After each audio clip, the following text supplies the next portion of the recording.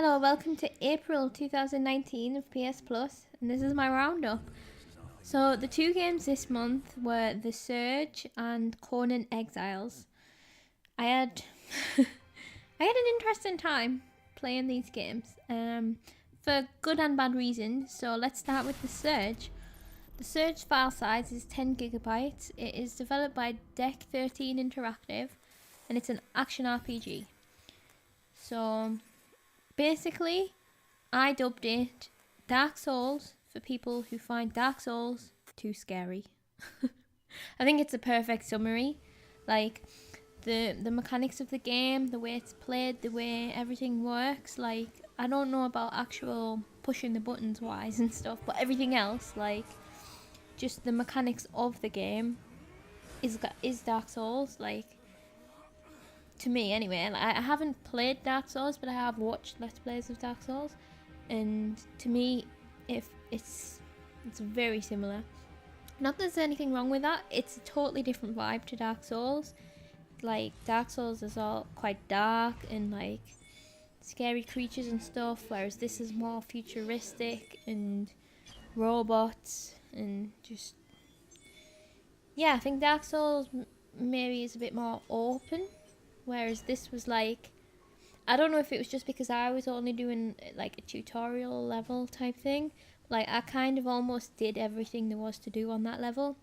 Whereas I'm pretty sure in Dark Souls you're instantly just free to explore wherever you want. Not that I'm just going to make this about a comparison to Dark Souls, but I do think it's worth talking about because it is very similar, in my opinion. I do think it is good for people like me who would find Dark Souls too scary. Like, I got on alright fighting the robots, really. It was intense, actually. Like, it was very intense. And, like, I thought, personally, that the level design was really good. I've actually read a lot of people complaining online, saying that the environments are boring. And I can't really comment on the rest of the game, but for what I played, I thought the level design was awesome. I loved how the shortcuts kept opening, and like every time you got to a certain place, there was secrets, like little areas that would then cut back to your little safe place. I just thought that was amazing, and it made me feel really clever for finding out these little secret areas. And you could still choose where you wanted to go, which was awesome. Like, I think I've actually just remembered there was a door that I potentially could have opened, that I didn't. Don't quote me on that, but as you leveled up, you could get through other doors, and like, I suppose you could wait for it to happen organically, or you could grind it out if you wanted to and just keep killing robots until you got enough parts to level up and stuff. But overall, like, I thought it was very fun. I had fun, and I'm not the kind of person to have fun playing these games. I did try Dark Souls once on a free weekend, and like, I got nowhere. I got nowhere. I got frustrated and I turned it off. I tried Bloodborne once, which is in my Let's Try playlists. It might get moved about soon when I get further back into the PS Plus games, because it was a PS Plus game at one point. But that was before I'd started this series, so there are Bloodborne videos floating around on my channel. I didn't get on well with Bloodborne. I can't, no. I was going to say, did I have fun playing it? No, I didn't. So, but I can appreciate people liking these games. And that's why I think, like, if you call Dark Souls and Bloodborne like the hardcore versions, this is like the soft and easy version, The Surge, soft and easy version of this type of game that anyone can play. And I think it's really good. Especially, yeah, to get it for free. I would never have bought it, but I had a good time playing it, and I got to the boss. And the thing is, I'm not the kind of person to just keep trying and trying and failing and trying. And I actually went online afterwards and read how you beat the boss, and I would never have thought of it. Actually, that brings me on to the levels. Actually got some nice level of detail. The I didn't notice this until I knew how to defeat the end boss, and then I was watching while I was editing my videos, and I saw there is a clue just randomly on the wall that you just wouldn't notice. There is a clue how to defeat this, and it's not even in the boss area, it's somewhere else. It's near the beginning, I think. And it tells you how to defeat the boss, and you wouldn't even notice. So like little things like that I think is awesome. And I thought the whole world that they created was cool, the whole story, with Creo and the exosuits, and like kind of we sold our soul to them. Well, I mean we ended up in the scrapyard, didn't we? But that's the way it seemed, and it was like the whole world's being taken over by this Creo, and it felt, to me, again, it's a bit more accessible for like the general person like me than Dark Souls or than Bloodborne, etc., because they're not as upfront with the story, and that is why a lot of people love them. Like, don't get me wrong, like people love finding out about the lore, like in different ways, like in the item descriptions and stuff. But for me, I prefer having a base there, and I'm not gonna lie, I like my story to be told to me. Like, if I have to dig too deep, then I lose interest.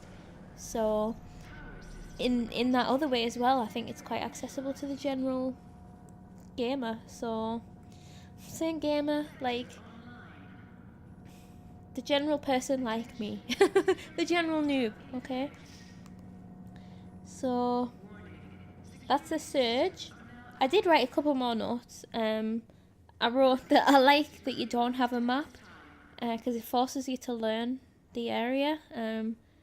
And it's the first time I've ever played a game without a map, as far as I can remember. So it's just like, and I mean, in my lifetime, I have learned kind of the maps of games. Like, I know when I was young and I used to play Grand Theft Auto and stuff, I knew my way around Vice City. Like, tell me to go somewhere and I would know how to go. But that was just through sheer hours of playing, whereas I only played that for what, 2 or 3 hours, and I knew the whole layout of the whole level, and it was awesome.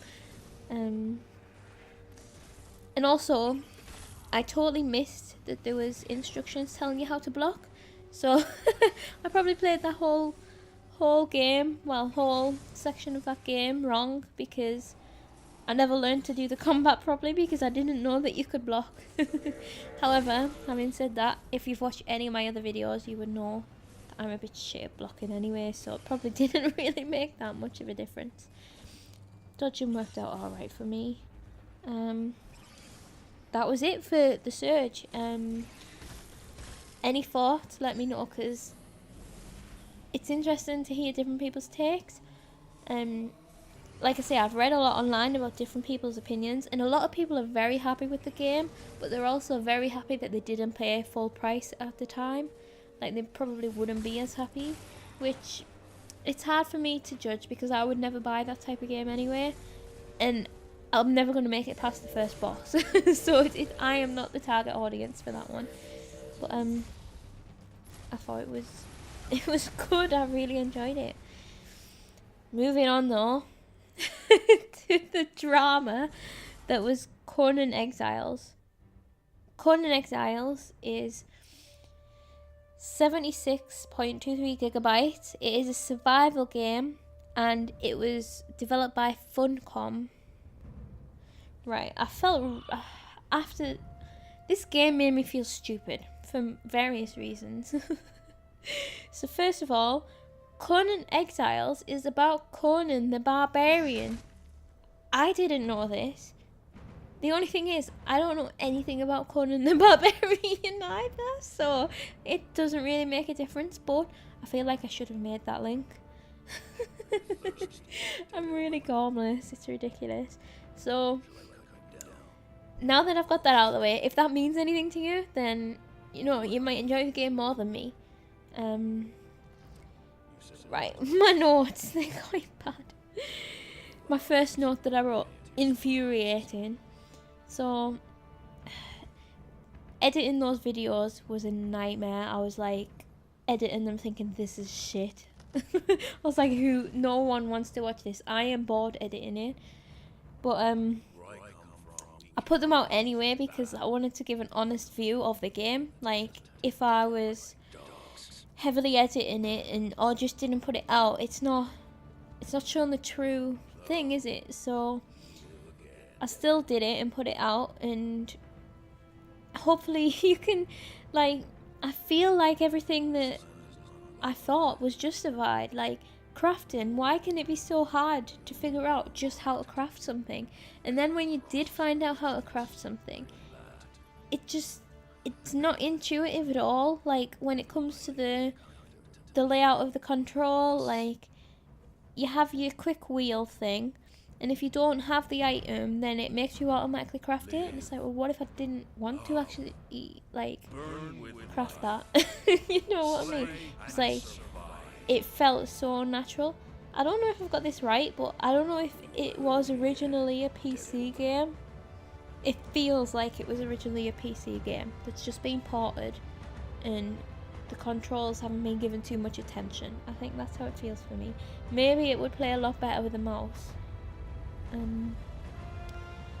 So yeah, I did try to give the whole experience of the game. Like, I tried approaching it with different views to see if I could showcase it at its best. But to be honest, like, I just didn't know what to do.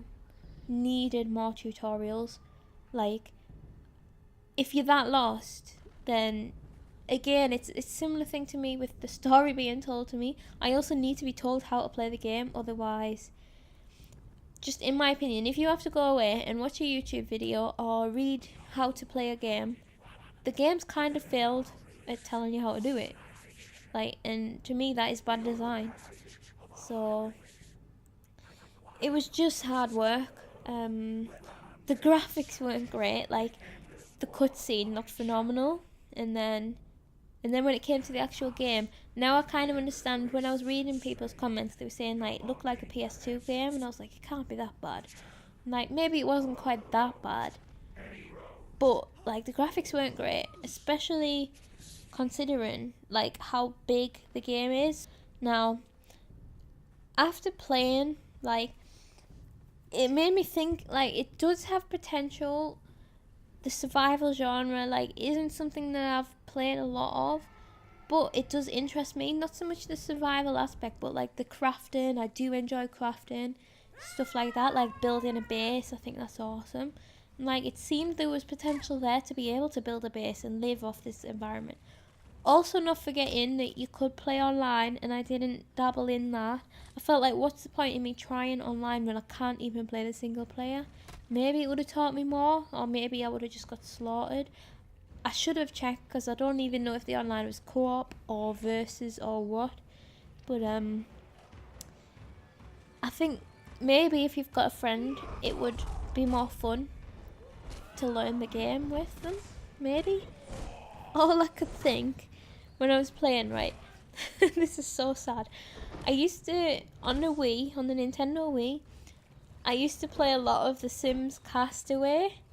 It was very different to the regular Sims games, because, like, it had a lot of crafting and stuff. You were on this island and you had to gather your resources, and then you could build things. It was little quests. It was really good. As far as I remember at the time, I loved it.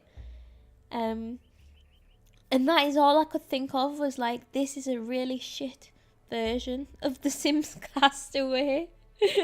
And it made me want to get my Wii out and start boot it up and try that game again. So maybe I'll do that when I've got some time, and just delete Conan off my PlayStation. I'm really sad to be so negative about it, because, like, any game, obviously I'm fully aware that people have put so much time and work into creating it, and it's a lot more than I could ever make.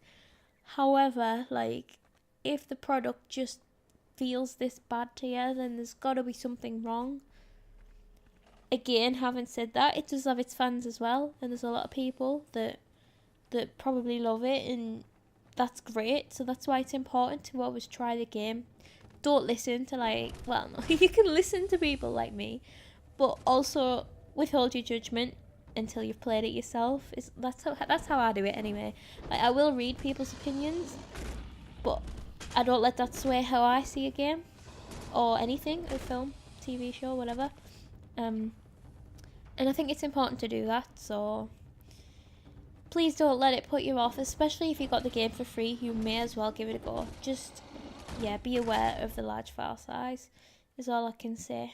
And it's just crazy to think that the Surge had such a small file size compared to it, whereas I thought the Surge's graphics were so much better. You would think it's just as big of a game, but I don't know. I don't really know how games work. Enough of me blabbering on about games. I need to sum up the month. So, I was not impressed at the beginning. The games were announced, okay. Then I got the email saying, because they're announced like a week before you can download them. And I got the email saying, you can now download £79 worth of games. And I was like, what? £79 worth of games? And it was the Surge, and it was Conan. And if you actually look, like literally the same day, if you looked at Conan on the PS Store, it was like a tenner, 12 quid, something like that.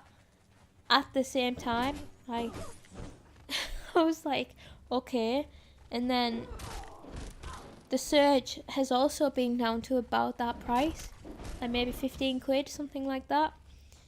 So I was like, that adds up to what, like 30 maximum if you get them on sale. And I was like, it's a bit of a stretch to say that I can download £79 worth of games when, one, it's 2 games that I wouldn't have bought anyway, and 2, they have been a lot cheaper than that. And if I was going to buy them, I would not have bought them full price anyway.